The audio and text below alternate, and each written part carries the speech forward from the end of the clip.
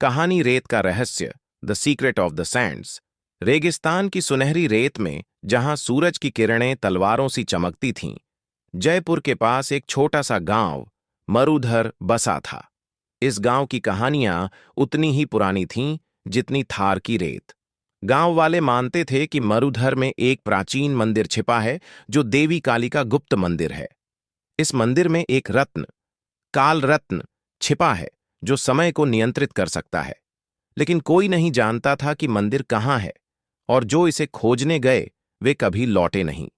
इसी गांव में रहती थी माया, एक 25 वर्षीय युवती जिसके काले घने बाल और गहरी भूरी आंखें रेगिस्तान की रात सी रहस्यमयी थीं। माया एक लोक नर्तकी थी जिसके नृत्य में राजस्थानी संस्कृति की आत्मा बसती थी। उसका सपना था अपने गांव की कहानियों को दुनिया तक पहुंचाना। लेकिन एक रात जब वह मरुधर के मेले में नृत्य कर रही थी, एक बूढ़ा साधु उसके पास आया।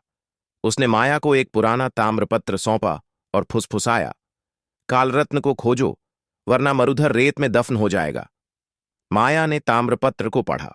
उसमें एक पहेली थी, जहां सूरज रेत को चूमता है वहां काली की छाया बसती है। माया का दिल जोर से धड़का। क्या यह सच था? क्या वह इस रहस्य को सुलझा पाएगी? माया ने अपने बचपन के दोस्त विक्रम को इस रहस्य के बारे में बताया। विक्रम, एक मजबूत कदकाठी वाला 28 वर्षीय युवक, गांव का सबसे कुशल ऊंट सवार था।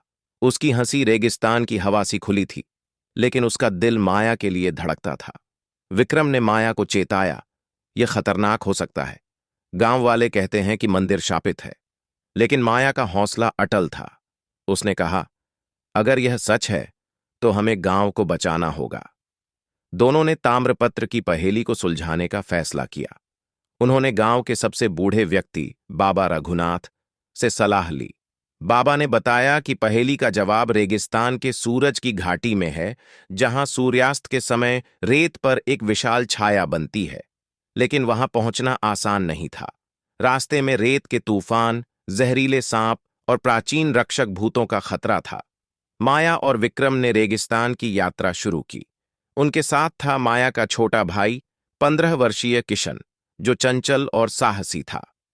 तीनों ने रंग बिरंगे राजस्थानी परिधानों में ऊंटों पर सवार होकर सूरज की घाटी की ओर प्रस्थान किया।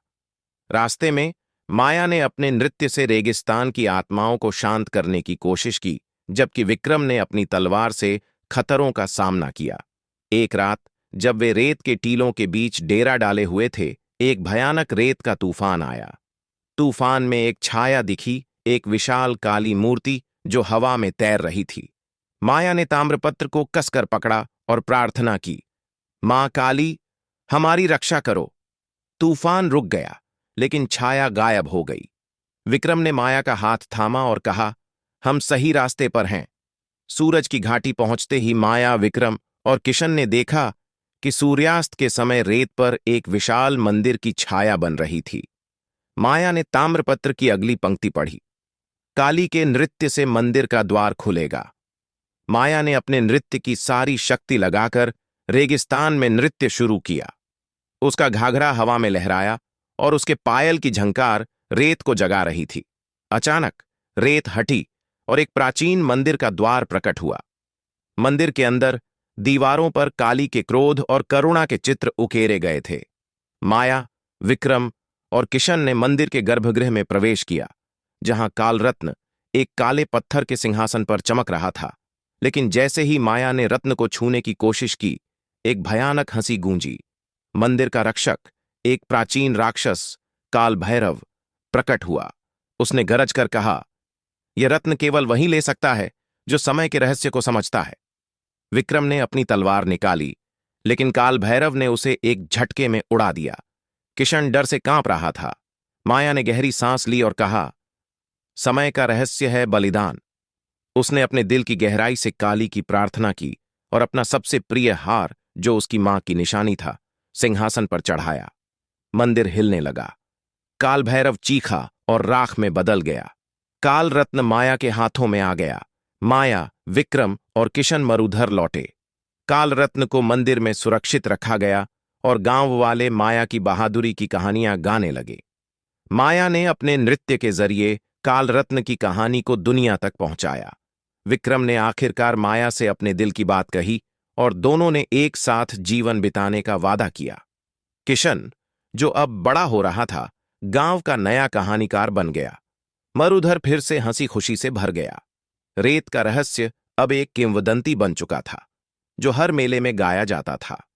माया ने रेगिस्तान की ओर देखा और मुस्कुराई। वह जानती थी कि काली की कृपा हमेशा उनके साथ रहेगी।